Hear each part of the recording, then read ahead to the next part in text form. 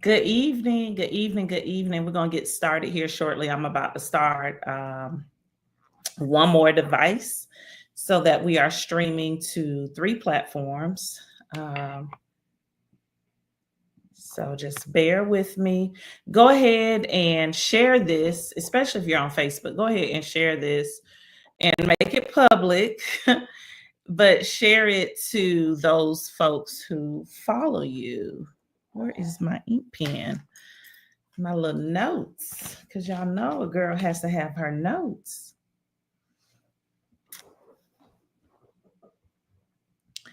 All right. So we're live on Facebook, on YouTube, and on TikTok. So thank you. Hi, T Bella. Please go ahead and share this, especially if you have people in the Houston area. Tonight, we're talking about Congressional District 18. What is next for Congressional District 18? And we got to talk about it. Kind of talked about it previously. We're going to talk about it again with names. Previously, I stayed away from naming who I thought would jump in the race, but baby, we got action. And so definitely want to go ahead and get started with talking about Congressional District 18. For those of you who are joining us on TikTok, we're also streaming live from Pretty Petty Politics, YouTube, and Facebook. So again, go ahead, like, share, and definitely follow. If you're not following, what are you doing? So tonight we are here in the kitchen cabinet. Our spice theme is paprika.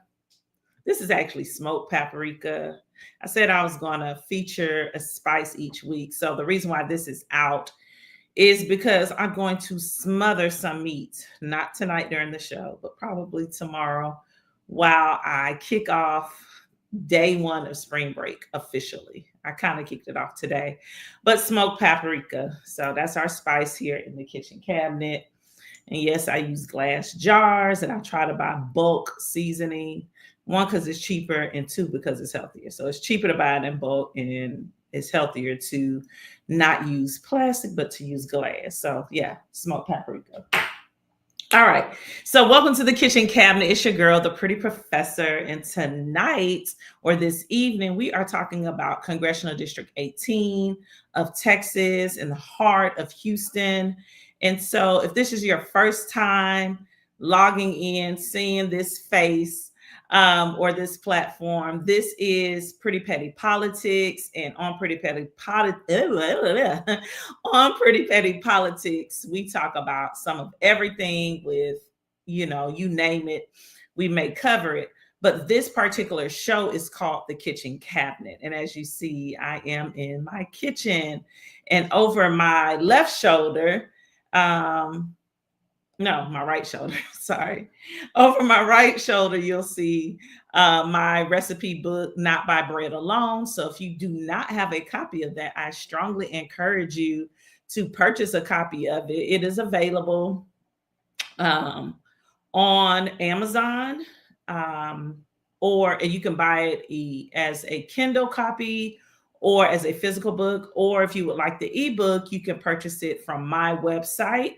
If you're on YouTube, you'll see that tracking across the bottom of your screen. Again, those of you on TikTok, this is the Pretty Professor, and tonight we are in the kitchen cabinet, and we are discussing Congressional District 18 here in Houston, Texas, and what's next. Okay, so 30 seconds. Let's go ahead and share, text the link. If you're on TikTok and you're not following us on YouTube, make sure you click the YouTube link on my TikTok page. Subscribe to the YouTube. We have class on here where we talk about the federal government, and we're going through the U.S. Constitution, just acclimating people to basics about the Constitution. And eventually we'll get really into civics. But nevertheless, go ahead and make sure that you subscribe to the YouTube. Make sure you're following. That's everyone. Make sure you're following the YouTube. That's going to be critical But also make sure you follow right here on TikTok. All right. So tonight we are talking about Congressional District 18, honey, and there is plenty to talk about. Let me tell you. So here in the 18th Congressional District, I'm going to slow down and I'm going to talk about the history of it, right? I'm going to slow down a little bit because y'all know I can get going. The Congressional District has been around in Harris County, which is Houston, has been around or present in this county since 1972. Prior to that, it was assigned to a different part of Texas. As you know, when we have the U.S. Census every 10 years, redistricting occurs as population expands or decreases. And so as population expanded, Houston picked up another congressional seat. We call it the historic 18th Congressional District. It is a majority Black district. Since it's been in Houston, it has been held by Black people, the first being Barbara Jordan, followed by Mickey Leland, then followed by Craig Washington, then Sheila Jackson Lee. Sheila Jackson Lee held that seat the longest, like for nearly 30 years. And then when she passed last summer, last July, there was several months that the constituents where we did not have a representative in the U.S. Congress until a special election was held this past November, along with the general election for the 119th Congress. So the special election was to complete her term in the 118th Congress, and then the general election was for the 119th Congress, the Congress that we're presently in. And so Sylvester Turner was elected. Mayor Turner, our immediate past mayor, our forever mayor, was elected to the 18th Congressional District this past November. And 2 weeks ago, he passed away on March 5th. And so here we are again in the 18th Congressional District without a representative in Congress. So that is what we're going to be talking about today. Now, let's talk about a little bit about the history, because not everyone who will watch this is from Houston. I'm not even from Houston, although this is now my home, and not everyone is familiar. And then people who are from Houston are not even familiar with the history. Either you know it or you don't. So I'm going to just give you a taste of it. So when this district was created in Houston, again, the 18th Congressional District, after redistricting, it came into being in 72, and it landed in Houston. The very first member of Congress was Barbara Jordan for the Houston version of CD18. Was Barbara Jordan. Many of you may know her name or know of her because of the impeachment trial of then President Richard Nixon, and how she just delivered amazingly in Congress during that time. She's a very well celebrated, and deservingly so, celebrated legislator, both in the Texas legislature as well as the U.S. Congress, because of her time in both, serving in both. Following her service in the 18th Congressional District came along Mickey Leland. Mickey Leland, his big platform was about taking care of the least of us. So the homeless was a big part, or the unhoused was a big part of his platform. And that legacy lives today over at Texas Southern University for both of them, the Barbara Jordan and Mickey Leland School of Public Affairs, of which I am an alumna of. I graduated in 2006 with my master's from BJML. There is a center named for Mickey Leland. Mickey Leland was tragically unalived in this because I'm on TikTok, so I have to watch my language. He was tragically unalived in a plane crash back in the 80s. I want to say it was the 80s. Yeah, like 80s. Anyway, back in the day, let's just say that, because now history is, those numbers are messing with my head. And so following his service came Craig Washington. Craig Washington may have served 2 or 3 terms, and then Sheila Jackson Lee became the member of Congress for the congressional district, right? So she defeated Craig Washington. She defeated him, and probably since her re-election, her first re-election, there hasn't been a serious election for Congressional District 18 since she took office way back 30 years ago, right? Or nearly 30 years ago, until her death. So with the passing of Sheila Jackson Lee last July, so July 2024, July 19th, with her passing, we saw people announce in droves. So other people have challenged her. That's not what I'm saying. But we have not seen as serious numbers of people come out to pursue Congressional District 18 until the death of Sheila Jackson Lee. And that speaks to her as a member of Congress. And it also speaks to the respect that people here have for her, and the regard that people have for her. So challenging in CD 18 hasn't been a big thing until recent history. So within the last year, literally within the last year. So following the death of Sheila Jackson Lee, what happened is people started announcing that they were going to run. Okay. She died the 19th. Her funeral was August 1st. Many reasons for why that funeral was kind of pushed out, mainly because all of the dignitaries that will be flying here were in the middle of a presidential election. There were a lot of moving pieces to that, and not to dig into that too much, but I just want you to see the 19th to the 1st. Prior to her funeral, people had announced that they intended to run.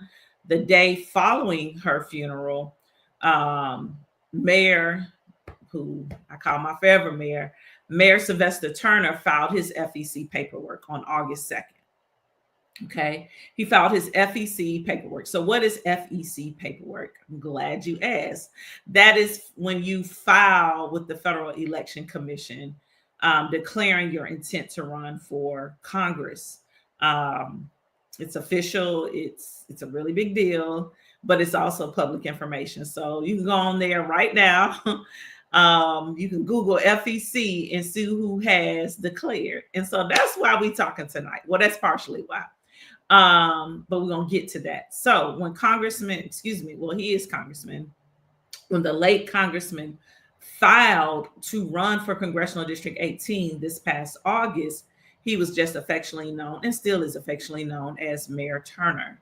Following his filing, others began to file as well, and to declare. Now, here's the thing. Some people say they're going to run for office, and then some people take action to show that that is their intent. People were talking about running for CD 18 last August, but you had some people who were serious and they filed their paperwork, meaning with the FEC. So we had this huge slate of people, or group of people, who set their intentions on being elected as the next U.S. representative for Congressional District 18. There was a forum held where many of those persons, they spoke, not quite a debate, but a forum, and it was moderated by Dillard. I can't think of his first name. His last name's Dillard. He's a local Houston area news anchor. he moderated this. This was held at the Young Women's High School over in 3rd Ward, which is in the 18th Congressional District. The names that stood out, the voices that stood out, I'll give you 3. Okay, I'll give you 3. Mayor Turner, Amanda Edwards, and Carisha Rogers. And all 3 of them are different. Okay, those are the 3 who stood out to me. This is my opinion, my show, my platform, my voice, right? If I had guests on here, they would give you their opinion. One guest who was supposed to be here tonight, but has date night, I ain't mad at it, would tell you the same or say something similar, I do believe, because of the conversations that we've had in the past. Do I expect Rogers and Edwards so Carisha Rogers and Amanda Edwards to run for this seat again? I absolutely do. Hey, good evening. All right. Yes, Sierra, we got comments coming in. Yes, Texas has lost so much between Sheila and Turner passing. And she says she's not even from here. She understands the weight of the loss. So Amanda Edwards, Carisha Rogers, those are 2 names that I think that you can expect from last year's group.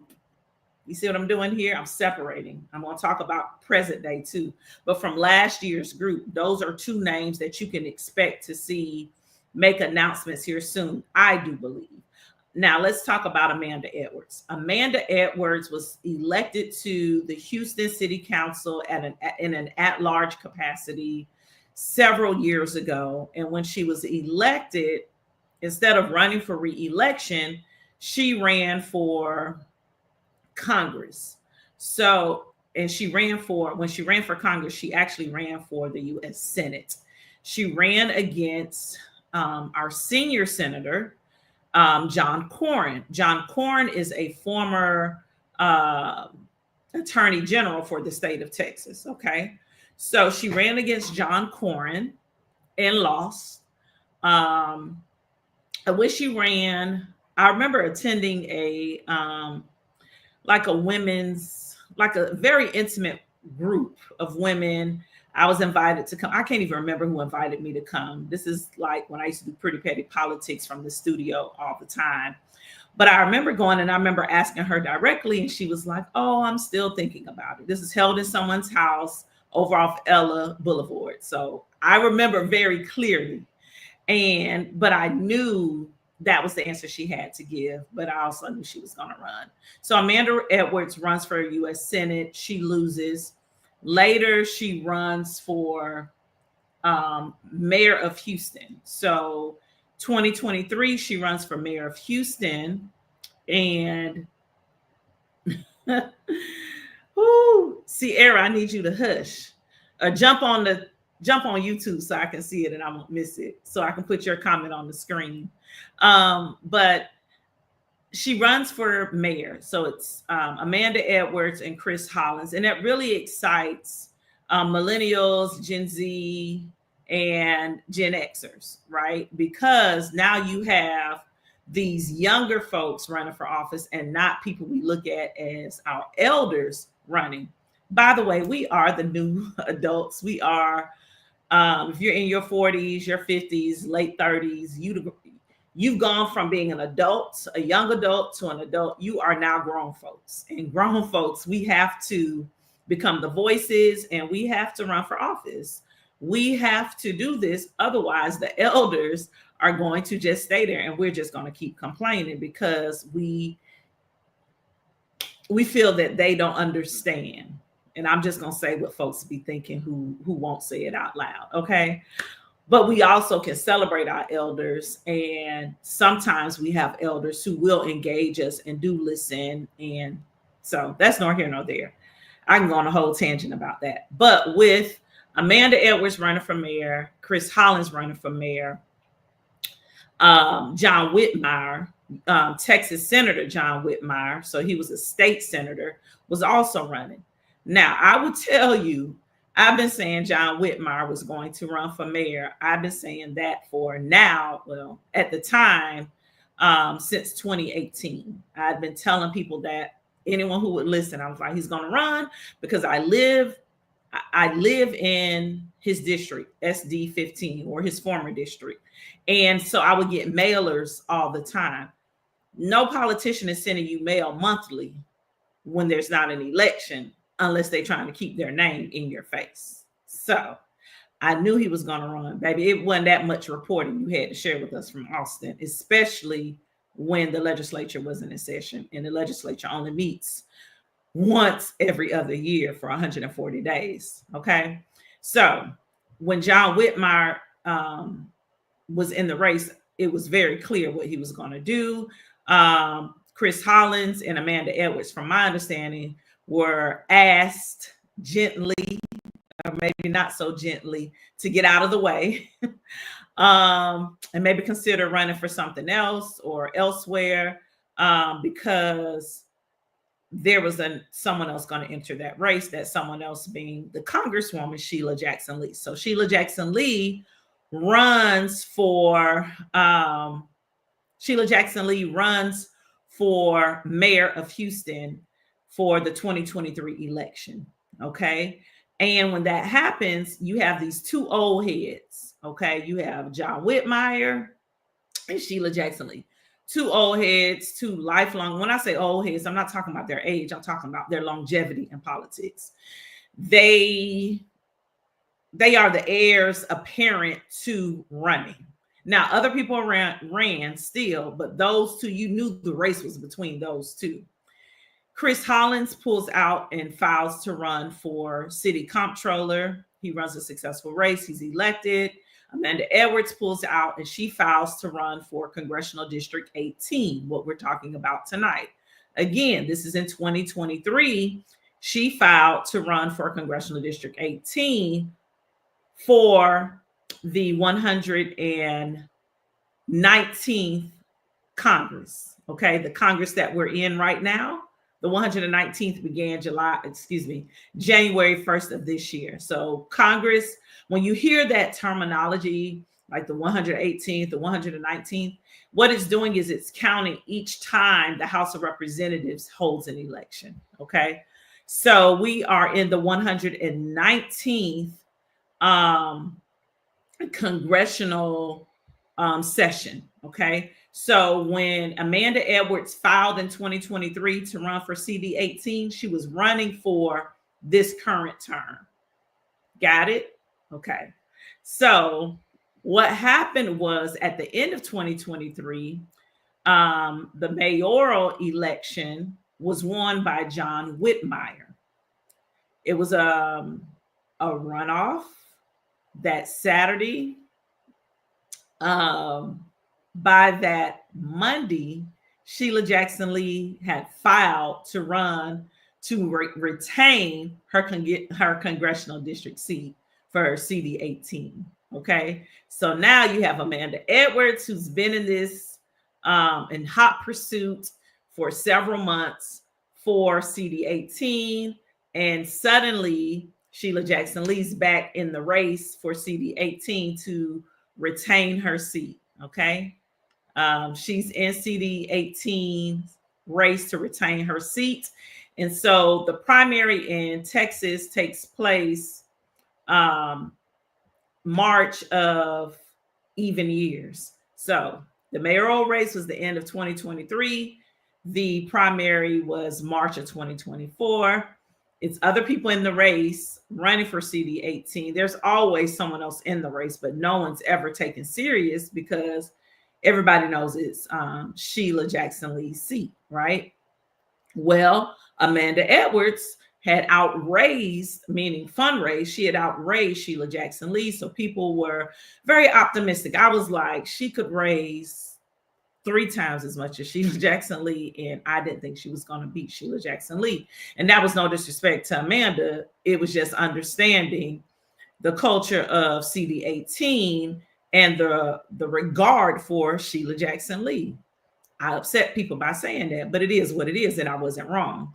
Sheila Jackson Lee won her seat in March of 2024. So a year ago, Sheila Jackson Lee won the Democratic primary for CD 18.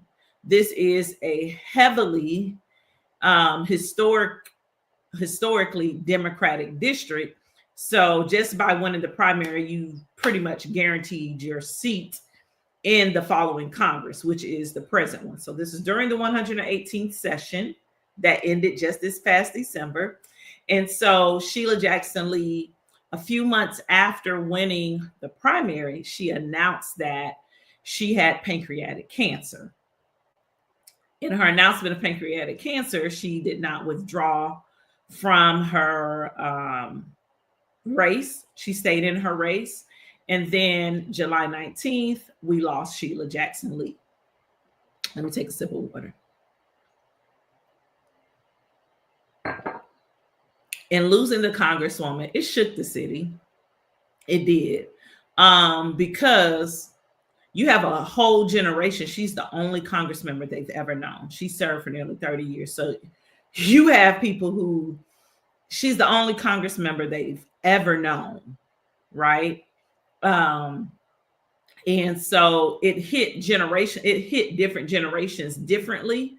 But it also opened people up to like, okay, what's next? So she died on the 19th, about 4 or 5 days later, people started talking about who's going. Well, first of all, people did not wait 4 or 5 days to start talking about it. Because, baby, when I tell you my phone was hot, my phone was hot. People were calling, texting around the city, speculating who would jump in the race. Would the governor give us a special election? When would that special election happen? And I mean, these conversations were happening in different environments. You could listen to our local NPR station. They were talking about it. You have political scientists from University of Houston and Texas Southern University talking about it. You could turn on KCOH. They were talking about it. Every outlet, whether it was a platform like this, where it's very independent, or if it was a formal radio station or platform, people were talking about what is next for Congressional District 18. And here we are again. What is next for Congressional District 18? So Mayor Turner, I would call it a soft launch. So last year during July, after the death of Sheila Jackson Lee, Mayor Turner expressed that, he would likely be running for that office. Not many people had a problem with that, myself included. I had no problem with that when he made that announcement. Later, he would file. So the day after her funeral, he made it official. He filed his FEC paperwork.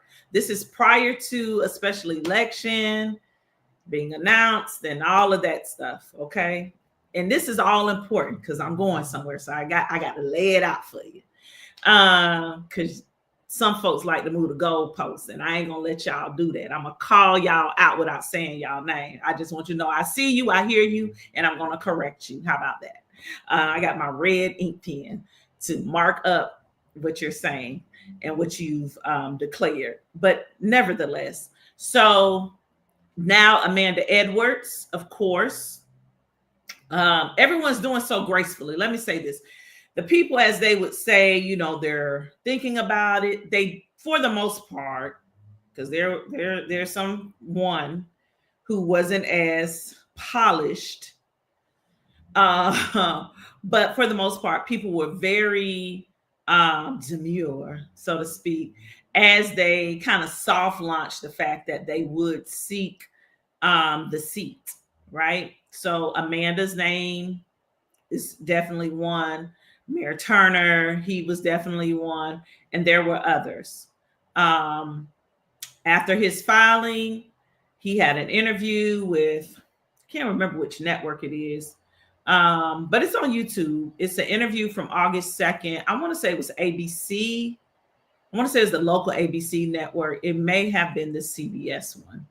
I don't know. I just remember the interview. He's in his home being interviewed by a gentleman, by a Black news anchor in his home. It's the day after the funeral, and he's talking about all the things, including his own battle with cancer, okay, and his surgery where they removed um, part of his jaw. People would say his face, part of that, and he talks about the medical part and the healing and how he felt and why he was running and all of that. And he talked about why he hadn't announced that he was running, because there was a rumor. Let me back up. There was a rumor that Mayor Turner, and I remember this vividly, there was a rumor that Mayor Turner and the Congresswoman were going to switch seats.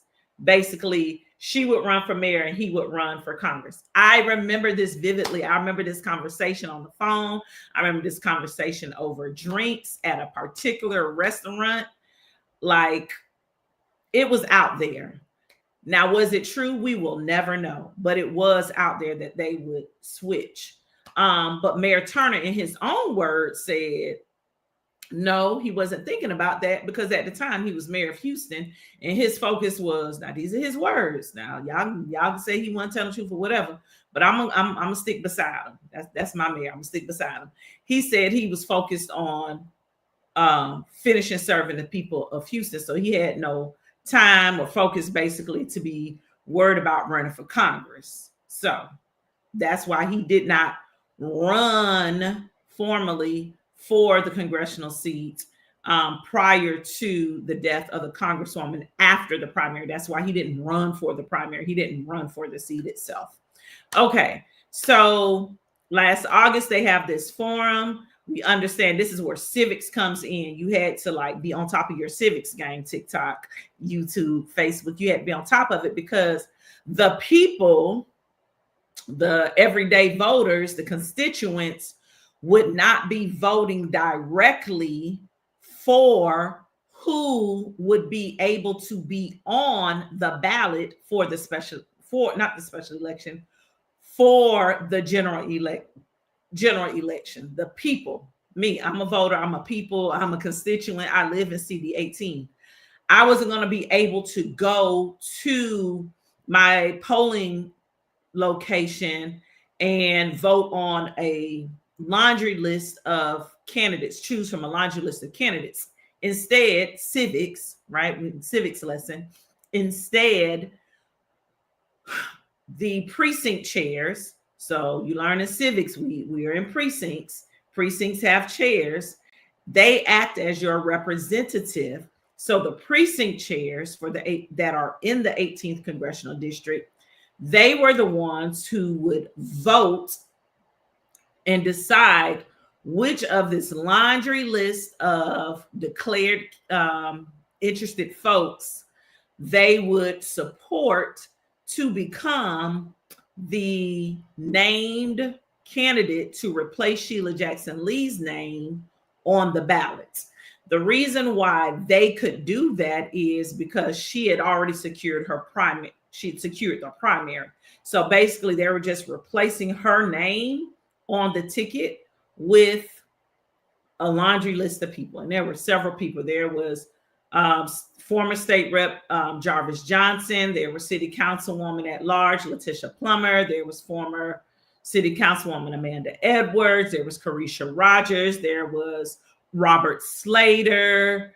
There was state rep Morales. There were a lot of people on that list. And so in August, there was a meeting on a Tuesday night. There was an election, an in-person caucus kind of thing at Wheeler Avenue Baptist Church. And it was on a weeknight, because I remember picking up my mentor and he and I going. And the precinct chairs, it was presided over. I can't think of that sister's name. I can see her face just as bright as day. She's a Delta older sister. But anyway, she presided in the precinct chairs. They had reserved seating, and they voted. And once they voted, the top two vote getters were Amanda Edwards and Sylvester Turner. So there was a runoff. Those other, I wish I would have pulled up my notes. They're in my phone, and my phone is being used for TikTok because they're in that phone. But The others who may have got 2, maybe 7 votes, they began to kind of like throw their support behind either Turner or Edwards. And in the end, the 2 top vote getters were Edwards and Turner, and in the end Turner defeated Edwards, and it was a close race, right there amongst those precinct chairs. So let me talk about that just a little bit, and then I'm gonna move on. We're almost to here, to present day, but I got to talk about that, the background of what has happened. Precinct chairs, we have over 200 precincts in the 18th congressional district, but under 100 of them have precinct chairs. That's a reflection of not enough people being involved in the party, because a lot of people are disconnected with party politics. They don't care anymore. A lot of people consider themselves independent, and so they're not participating unless it's a general election. They're not participating at the ground level. And so you have a lot of vacancies. So instead of 200, instead of all of the precincts across the district having representation that night of the vote, only about, I want to say it was less than 90. I want to say it was like 88. Let's say less than 90 or so. Only about 90 or so of those precinct chairs participated. So less than 50% of the district participated through their precinct chairs in that selection process. But that is how the law and the policies are set up for that to occur. At the same time, the governor had also ordered a special election to complete the remaining term of the congresswoman. So the remainder of her term in the 118th Congress. So from the day she passed away, July 19th, until December 31st, that was still her term in office. Okay. So when when the governor ordered the special election, he ordered it for the same day as the general election, which meant whoever was elected would only have from November until the end of the year, December 31st, to be the representative and to represent the 18th Congressional District of Texas in Congress. Her daughter, Erica Lee Carter, was elected to complete her mother's term in office. So Erica Lee Carter became our our 5th member of Congress for the 18th Congressional District since it moved to Harris County. Hopefully that makes sense, with Turner becoming the 6th. And now we are about to figure out who and when we will have the 7th person. All right, y'all ready to get into it? Go ahead and put ready in the comments. Facebook, let me hear from y'all. I don't see y'all in the comments at all. I see TikTok is very active, as is YouTube, but I don't hear from you. I don't see y'all Facebook.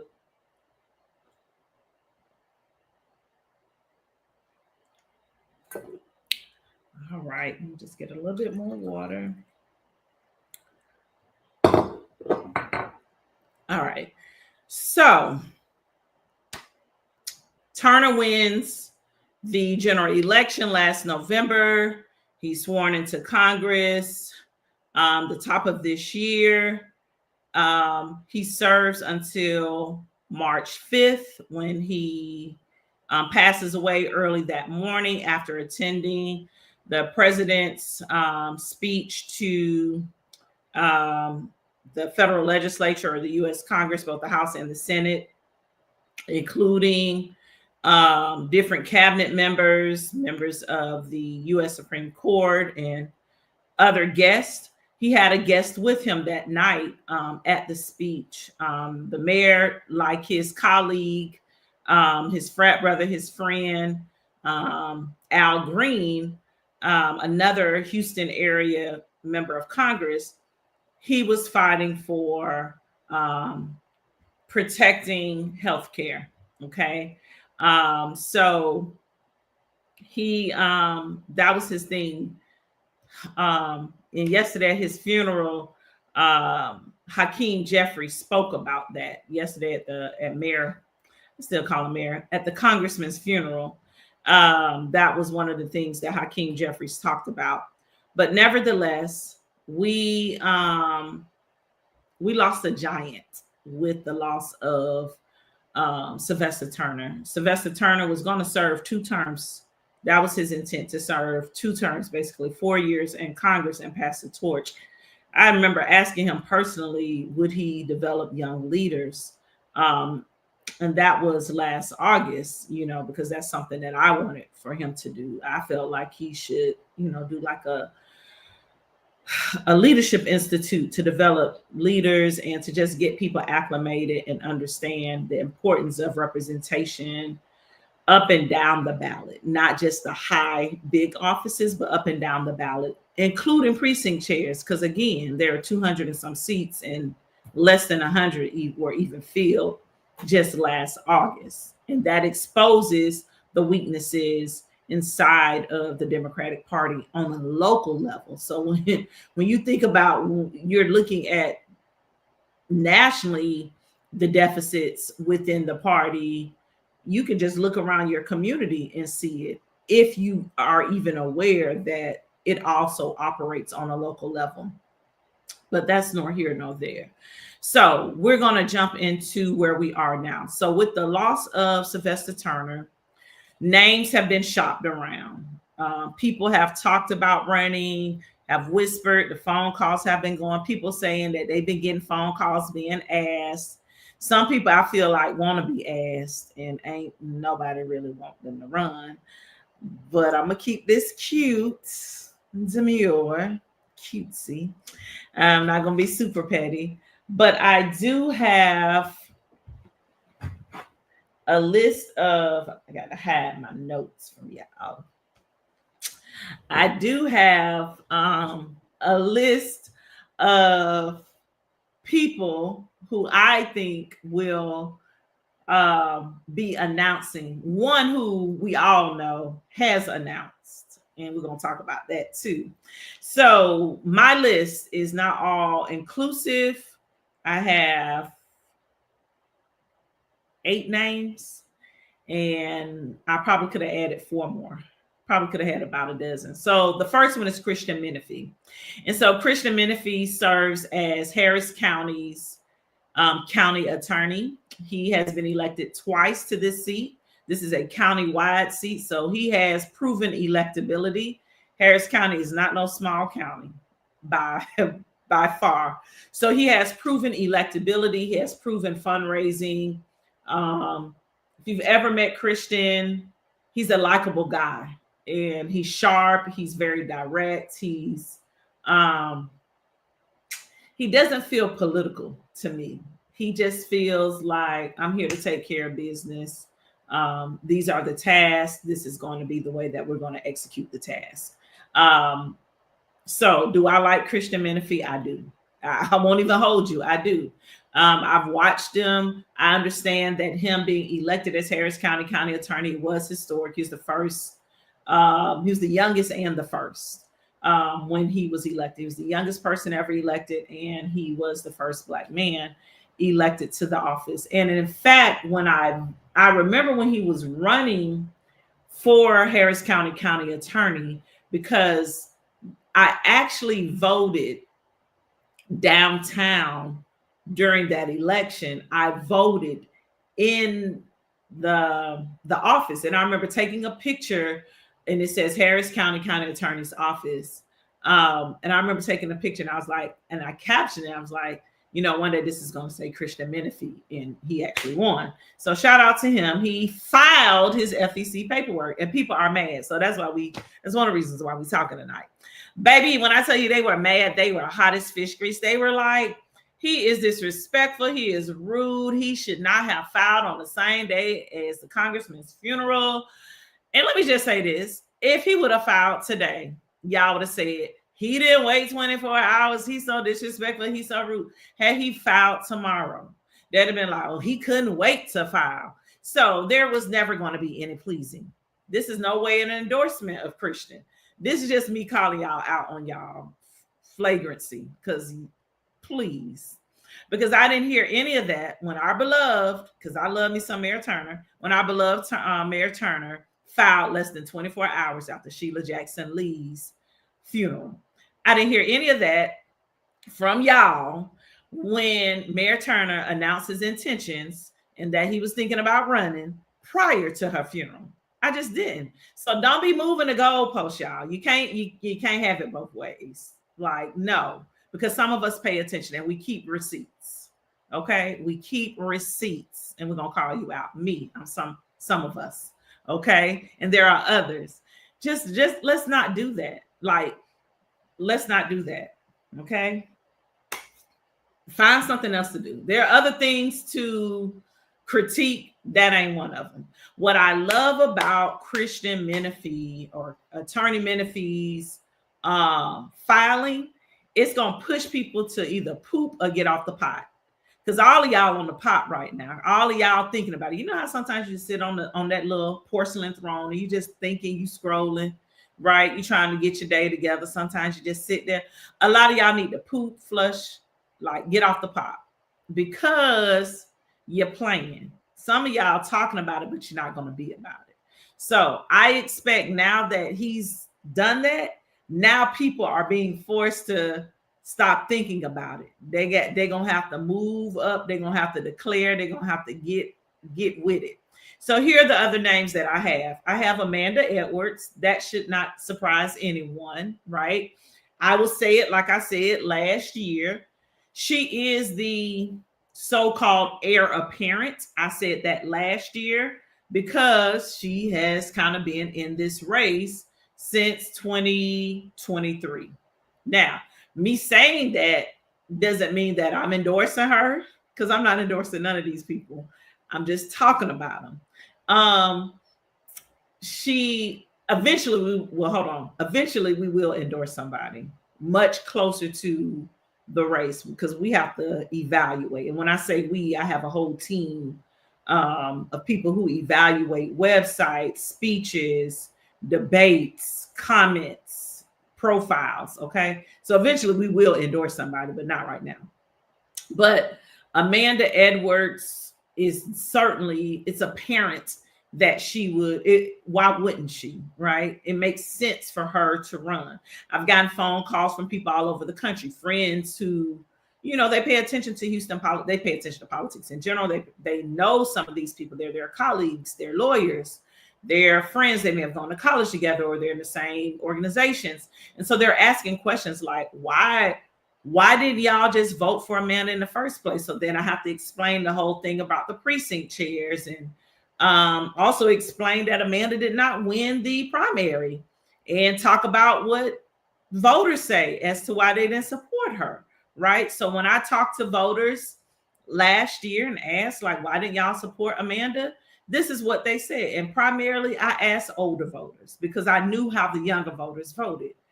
Here's the thing.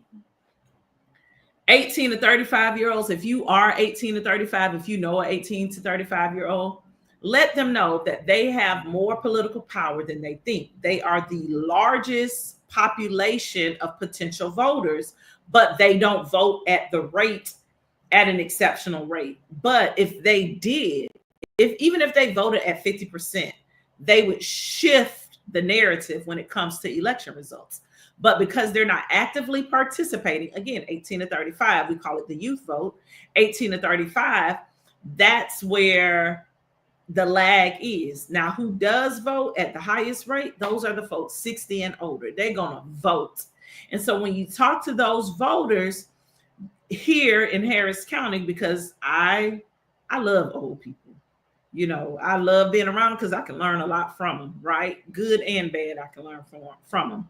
But as I spoke to different people, different socioeconomic backgrounds, different educational backgrounds, different neighborhoods throughout Congressional District 18, this is one thing that stood out about Amanda Edwards. And I'm saying this on the record because I think she has to hear it so that she can fix it. But it's also for others to hear it so that they can make sure that they fix it if they're truly interested in holding this seat. people have to feel like they can trust you at your word. They don't want to hear from you and it sounds like um, a political spiel. Okay. And so that was a summation of what I repeatedly heard about why people weren't supporting Amanda. That was after the primary. Like, so when I asked after the primary, when I asked during last summer prior to the precinct chairs, you know, are you calling your precinct chairs? What are you telling your precinct chair in terms of how do you want them to vote? People are saying, well, they rather stick with Sylvester because they know they could trust him. They know that he'll listen. So again, that trust and that listening is going to be a big part. So for any candidate that's getting into this race, you better make sure that people know that you will listen and that they will trust you. I don't care if it's Amanda, Christian, or these other names that I'm about to say. That's going to play a huge role, especially for those 60 and up folks, because that's if I say something, 95% of the time it's coming from me talking to old people. I'm just gonna go ahead and put it out there, right? Because a lot of times when I hear from people my age, a lot of them don't even live in Houston, right? A lot of people have opinions, but they live in these suburbs. You know, y'all all move out to these lands, the Woodlands, Pearland, Sugarland. Y'all live in every land but Houston land. And I need y'all to live in Houston, all right? So that your opinion can become your vote and your voice. But until then, baby, I hear you. But this is about those of us who are constituents here in the city. And then the 18th congressional district, same thing. People feel like, oh, I would love to see yada yada, but are you sending them money? You can't vote for them because you don't live in the district. But yeah. So the other folks on my list, and this is in no particular order: James Dixon, president of the Houston NAACP. He is a name that I have heard repeatedly and not in a good way. And I would agree. James Dixon should not run, in my opinion, but nobody asked me for my opinion, but I just gave it. Hadn't intended on giving it, but I gave it anyway. But James Dixon is a name that's being thrown around, and I'll leave it at that. Jolanda Jones. Jolanda Jones is the state rep. She's my state rep for the 147th district, legislative district, House district for Texas. And so she has part of the Heights. You can pull up the 147th. It's a strangely shaped district, like most of them, right? But Jolanda Jones she has served in various elected positions.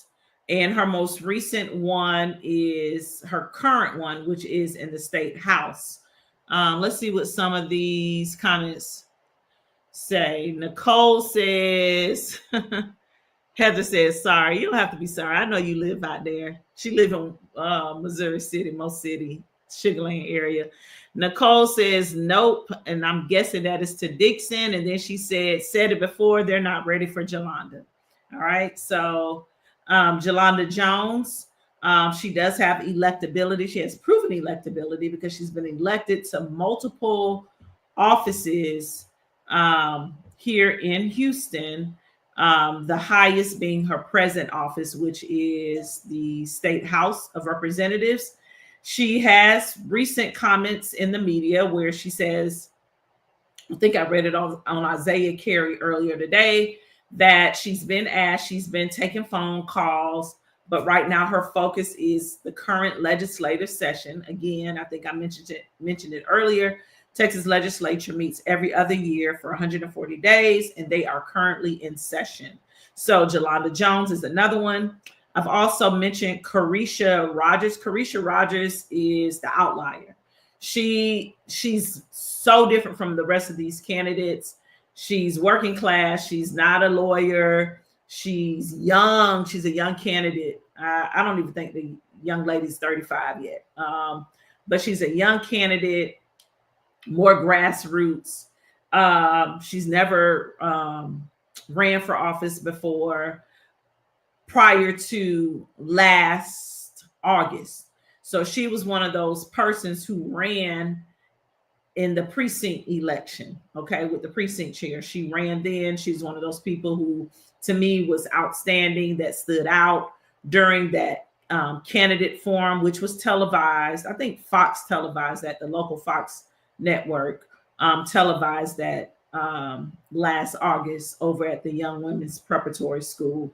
So Jelana Jones, Carisha Rogers. Next, this person does not live in the district. Okay, this next person does not live in the district, which is not a requirement. What is required by law is that they live in the state and be a citizen of the United States and a resident of the state in which they are running. That would be Kevin Durrell. Kevin Durrell also was a candidate during the special election last year. So he ran during the special election. That's the one where Erica Lee Carter, the Congresswoman's daughter. So Sheila Jackson Lee's daughter, Erica, finished her mother's term in the 118th. She was challenged by Kevin Durrell. You look him up, his campaign office, at least last year, his campaign office was in the Woodlands. He is a Republican. The other thing about this is this race, whenever this election takes place, it's open to any candidate, regardless of party affiliation. So next, here are two names. Now, I did group these two names together. These two names are interesting to me. These are the law enforcement names. You have Art Acevedo. Acevedo, former police chief of Houston, ran out of Miami. Miami hired him, ran him up out of there. But Art Acevedo, also former police chief of Austin prior to being police chief here in Houston. I'm looking at these comments. They are hilarious. It was shared with me that Art Acevedo was talking noise last week down at City Hall while different dignitaries were together as the mayor lied and stayed at City Hall in the Rotunda. They had like a private area for, dignitaries and leaders and just VIPs, let's say that. And Acevedo was overheard saying maybe he'd throw his hat in the race. Art, we don't need you to do that. We don't need you to do that. We don't. Thank you. Don't do that. Okay? Don't do that. One fact that I do want to say about Art Acevedo, I remember interviewing him several years ago on Community, and that was a platform I created for Houston NAACP back in the day.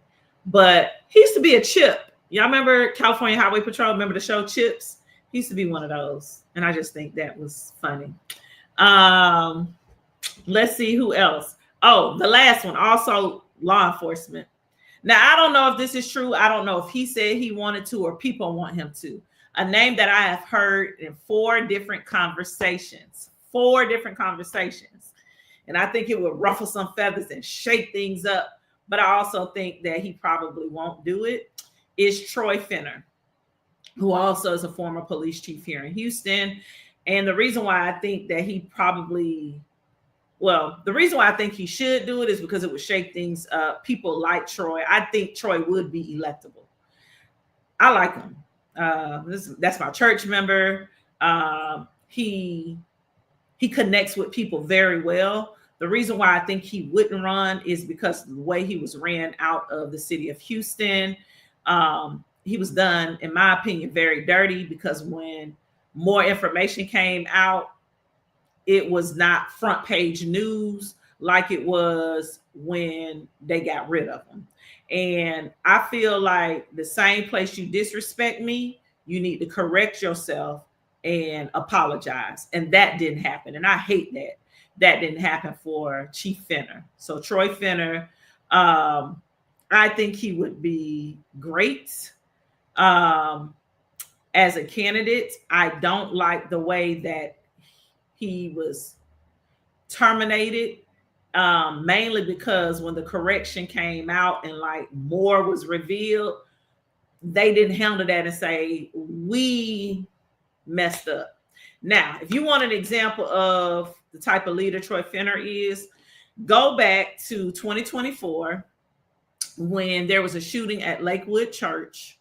You see Mayor Whitmire and Troy Finner at a press conference, and you see who runs that press conference. He has what it takes to be a leader. And if Troy wanted to run for mayor eventually, now I'll say this on the record, I would get behind that. Yeah. Troy was a fall guy. Chief Finner was a fall guy. I'll say it. Other people, y'all just like to type online. I'll go ahead and just put it out there. He was the fall guy. And as information was revealed that in that regard, it was like, ooh, yeah, about that, our bad. But it's a wrap now. So let's move on. And so they have moved on. But watch that press conference, and I mean that immediate press conference after that shooting, and you'll see how his leadership was, how he just took command, and not as a Leo, not just as a law enforcement officer, how he took command, but like almost as if he were the mayor. And you'll just see how child, just watch it. That's all I can say. So let's look at some of these comments. People agree about Troy. Thank you, Tiffany. She says, so glad I ran across your page. You're amazing. We need this. Well, thank you. Nicole said, no thanks, Arts. We got people talking about child. Is Troy one of the top contenders? Troy's not even in the race, baby. These are just names that have been shopped around, talked about.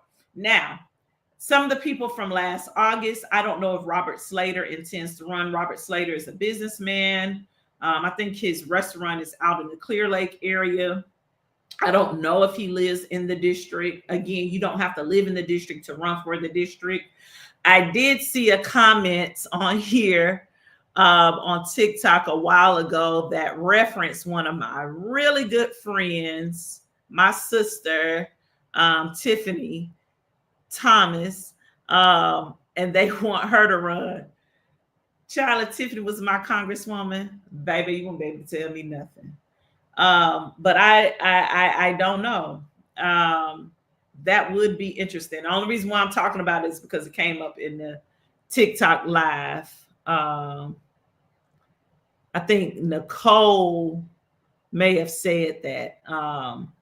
So whoever said that, just identify yourself in those TikTok comments so I can go back and screenshot that so I can show, just in case somebody said I'm up here talking about Tiffany gonna run. I ain't said that. I'm talking about the person who said that in my TikTok comments. So what questions do y'all have?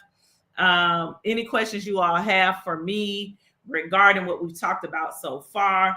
While y'all are coming up with your comments, I do want to say this. There will be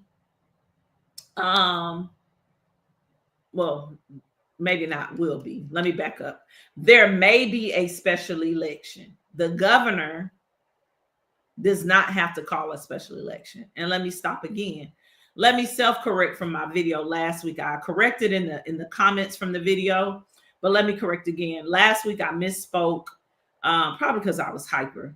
But I misspoke and said that the governor can appoint someone. Part of the reason why I said that was because he can when it's a state office. And so I was overzealous and like just doing the most. He cannot appoint someone to this seat. However, the governor can decide to grant a special election or not. He does not have to grant a special election. If he does order a special election, more likely than not, that will be in May. And that person would, whoever won that special election, they would represent the 18th congressional district for the remainder of this year and the remainder of next year. So their term, they would be filling the remainder of the 119th Congress that ends on December 31st, 2026. That person could also run in the primary that would be next March, so that they would be running for the 120th Congress. Okay. any of these people, named or unnamed tonight, or anyone who is a U.S. citizen and resident of the state of Texas, can run for Congress, whether they're running in, if there is a special election, or if they run in the primary next March. Also, if there is not a special election called, so if there is not a special election called by Governor Abbott, then persons seeking to fill the remainder of the seat, the Congressional District 18 seat for the remainder of the 119th Congress, they would run for election this November. So November 2025, and they would remain in office through the end of 2026, also with the option of running for the primary next March. Okay. So hopefully that makes sense. Let me find this comment because it's gonna bug me. Any questions? I'm disappointed in Facebook. See, Facebook, this is what they do on my Facebook, y'all. They'll watch and they look for it because they tell me, they're like, girl, I watch your video, or keep making the videos. I get texts asking me when I'm going live, you know, all this stuff, but they don't ever comment. And I think it's because they be scared that other people gonna see what they say, but the analytics don't lie. And so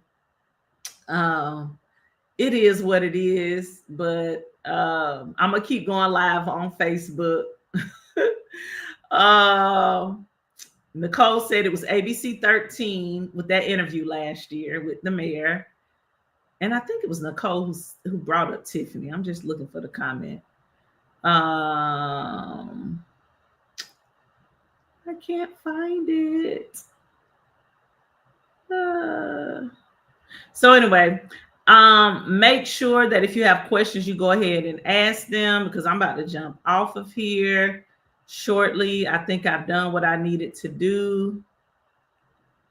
Another thing, the reason why the governor, so while I'm waiting on you all to comment, the reason why the governor strategically shouldn't, not saying he shouldn't, but if I'm looking at strategy, the reason why the governor shouldn't, from a strategic standpoint, order a special election is because it would benefit his party. So it would help Speaker of the House, Mike Johnson, because the party divide is so close in the House of Representatives. And like there's a vacancy also in an open seat in New York, if I'm not mistaken. And the governor there, I think it's New York, isn't going to fill that seat either. She's not ordering a special election, right?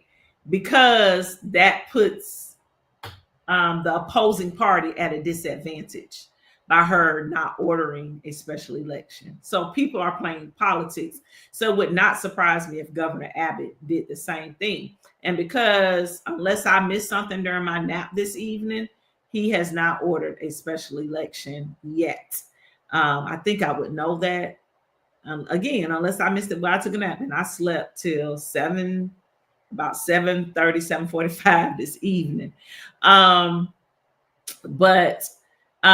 Yeah, so instead, because this is a Democratic seat, like overwhelmingly Democratic district, the governor is aware of that.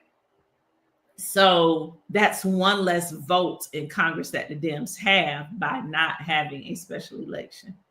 So y'all see where I'm going with that? So strategically, it makes sense for the governor not to order a special election.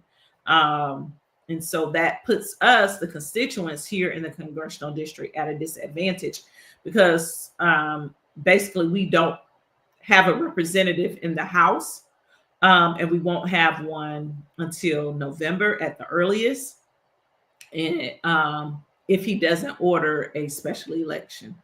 So hopefully this was good. Y'all don't seem to have any questions. For those of you who are new to this page, please make sure you like, follow, and share.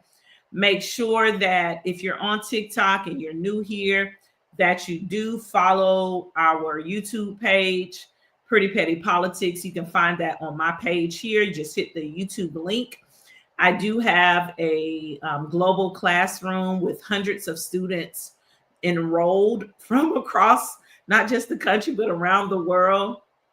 And we're discussing the U.S. Constitution and court cases and different eras of time. Right now, we're in Reconstruction.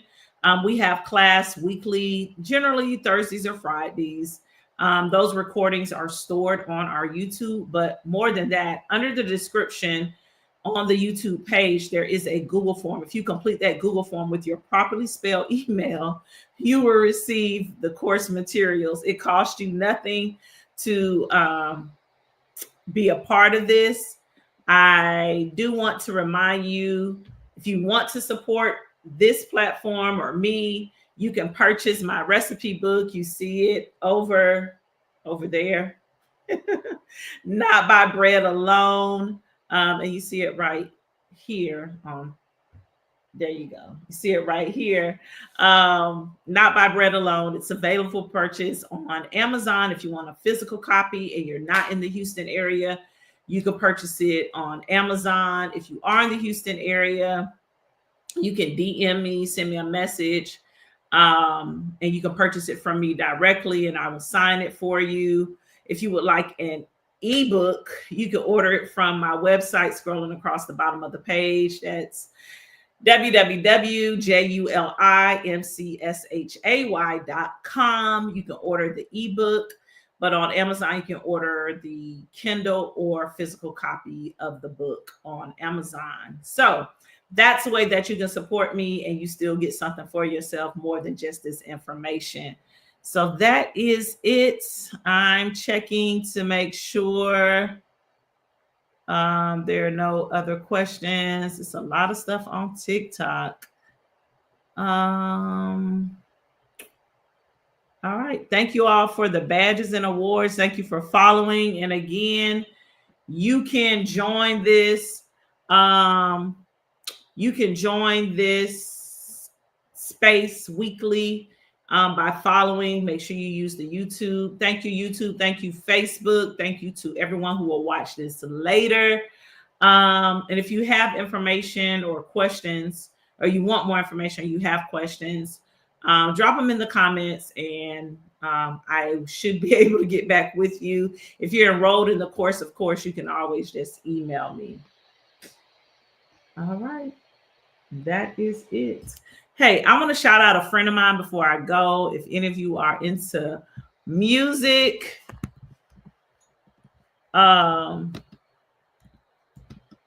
you can follow this account on TikTok and on Spotify.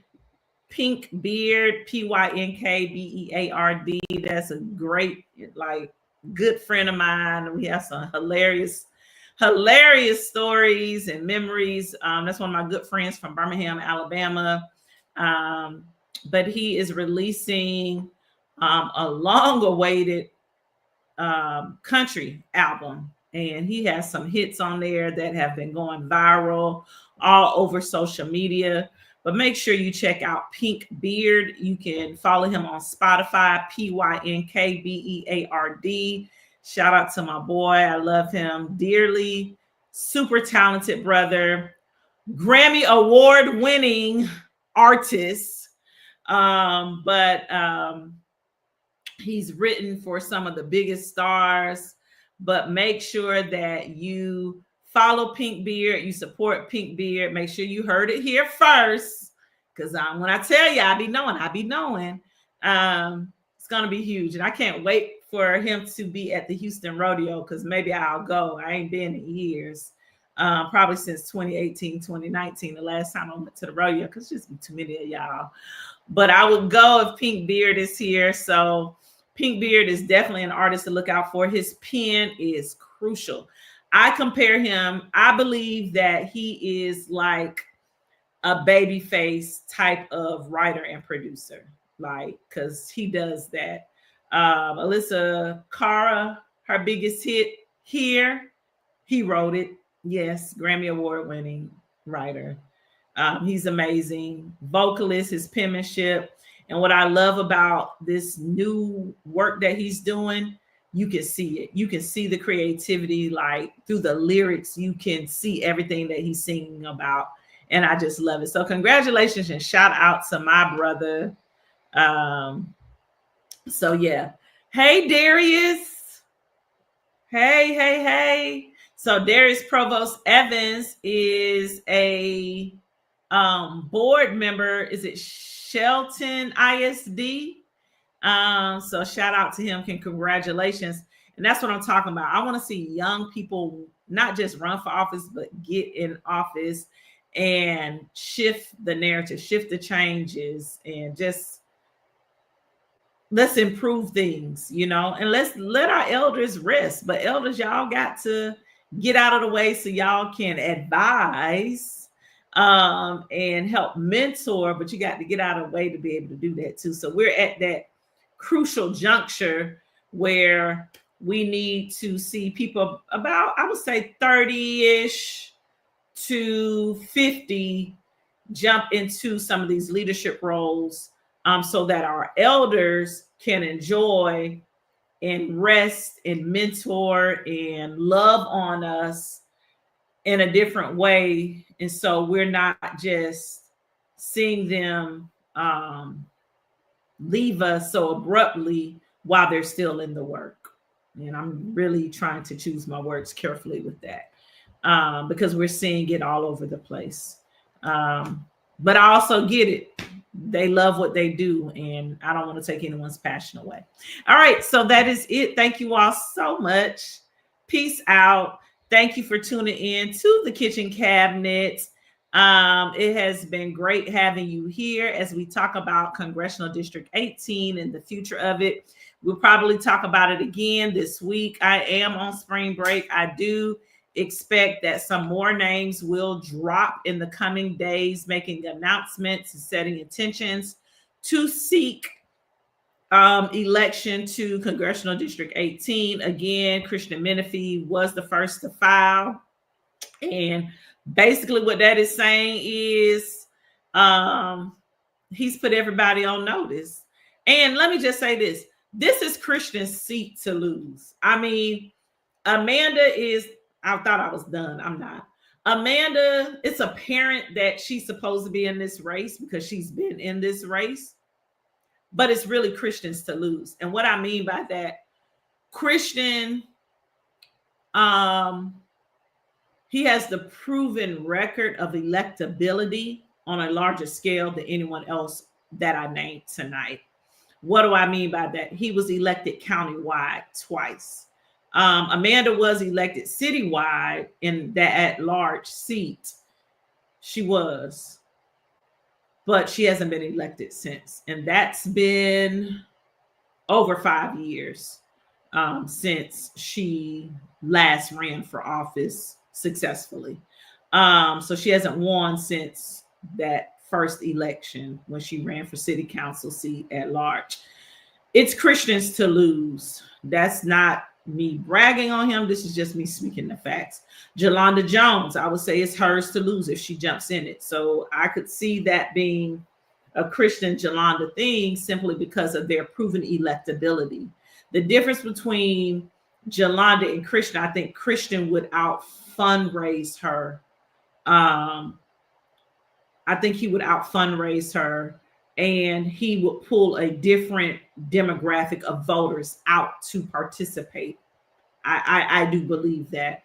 But what Jolanda has is she has that ground game. She's old school trained, so to speak, in terms of elections. Do you think Hollins would run? I hope not. Chris Hollins, the city comptroller, he needs to stay right where he is. I don't think that he should run. I hope he does not run for Congressional District 18. Chris Hollins, stay where you are. Okay, stay where you are. But thank you, Nicole. Nicole, I hope you followed. I enjoyed having you in this space tonight. Make sure that you subscribe to the YouTube Pretty Petty Politics. But yeah, I don't think Chris Hollins should run. I hope he doesn't run. Just stay right there at the comptroller's office, because because I think he needs to run for that again to prove that he is electable. He needs to get that twice because he's already had his scandal. So let's see if he can outlive that scandal, right? Where he and John Whitmire bumped heads last year over the way they operate. But yeah, I think Chris Hollins needs to prove himself to voters and to City Hall by running again and being reelected there. And then we see where he goes from there. He needs a little bit of a redemption story. That's how I'll put that in regards to Chris Hollins. But thank you for that comment. Nicole, were you the same one who asked me about Tiffany Thomas earlier? I think that was you. So Tiffany Thomas is city councilwoman for District F. I may live in District C, but I am an honorary citizen or resident of District F. When I tell you District K, J, and F, those three districts, that's Martha Castex,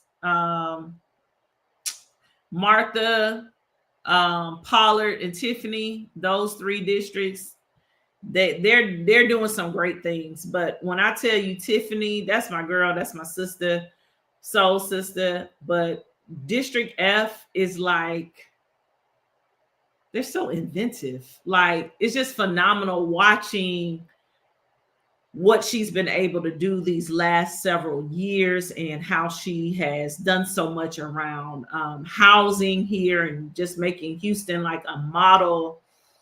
Because let's face it, housing is an issue across the country, right? We have these terrible housing. The market sucks, but we have so many people unhoused. People are struggling to remain housed.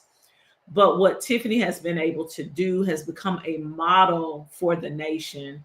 The giftedness that we're seeing come out of District F has been phenomenal too. So yeah, shout out to Tiffany. Shout out to Martha, what's happening over in District K. Pollard is pushing some reforms around food truck parks, which I love. If y'all know Pollard, Ed Pollard, tell him to holler at Pollard to holler. Tell him to holler at Almeda Food Truck Park, 40. What's that address? 4501 Almeda. But Almeda Food Truck Park, right there between Blodgett and what's that street? Wheeler. So between Blodgett and Wheeler. But to holler at Anthony Colbert over there, Anthony has the model of what you're talking about in your proposal, the ordinance proposal. So if y'all know Pollard, share that with him. And the reason why I'm saying this is because the same day that Mayor Turner died, Pollard was on NPR on my way to work. I was listening to NPR talk about his plans for this ordinance at City Council, and it was the same day. And all I could think was Colbert has already created that, and that's the model for the city. And a lot of times we don't have to recreate the wheel. The wheel has already been created. We just need to duplicate it to other parts of our city. And again, District F, where is Anthony Colbert from? He is from Alief. He is from District F. Just saying, shout out. There's a lot of talent that comes out of that Southwest part of Houston, the West Side, as they say, the best side. I don't know. I live in the Heights, so I live in 6th Ward. I live in an area that is old Houston, like old Houston, like the Allen Brothers Houston, Camp Logan Houston. All right. So anyway, I think we're done now. Okay. Peace out. Good night.